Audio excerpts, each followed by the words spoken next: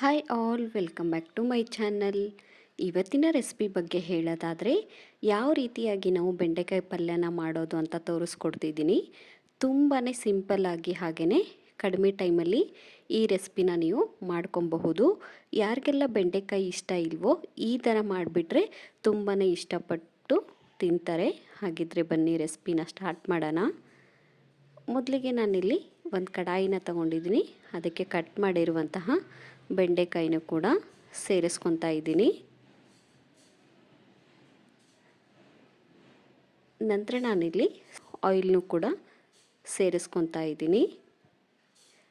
ನೀವಿಲ್ಲಿ ಲೋ ಫ್ಲೇಮಲ್ಲಿಟ್ಟೆ ಬೆಂಡೆಕಾಯಿನ ನೀಟಾಗಿ ಫ್ರೈ ಮಾಡ್ಕೊಬೇಕಾಗತ್ತೆ.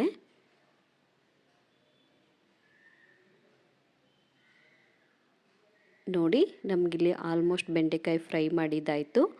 ಇವಾಗ ನಾವು ಒಗ್ಗರಣೆಗೆ ರೆಡಿ ಮಾಡ್ಕೊಳ್ಳೋಣ. ಹಾಗೆಯೇ ನಾನು ಇದಕ್ಕೆ 4ರಿಂದ 5 ಸ್ಪೂನ್ ಆಗುವಷ್ಟು ಆಯಿಲ್ನ ಸೇರಿಸ್ಕೊತಾ ಇದ್ದೀನಿ.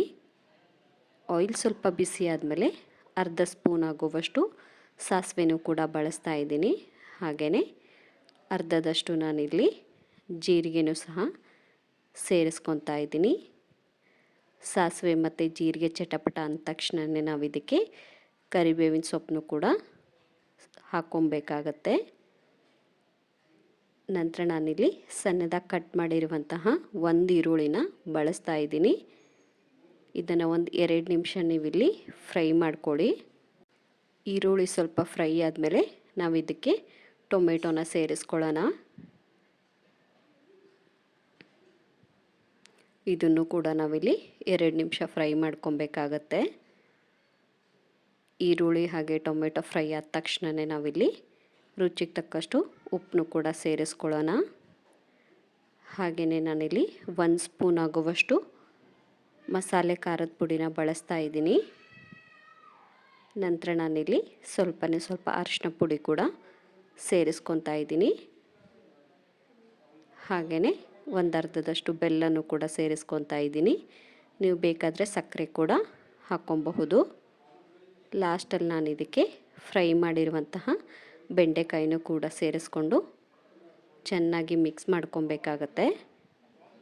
ನೀವಿಲ್ಲಿ ನೋಡ್ತಿರ್ಬೋದು, ಯಾವುದೇ ರೀತಿಯಾದ ನೀರಿನ ಅವಶ್ಯಕತೆ ಇರಲ್ಲ.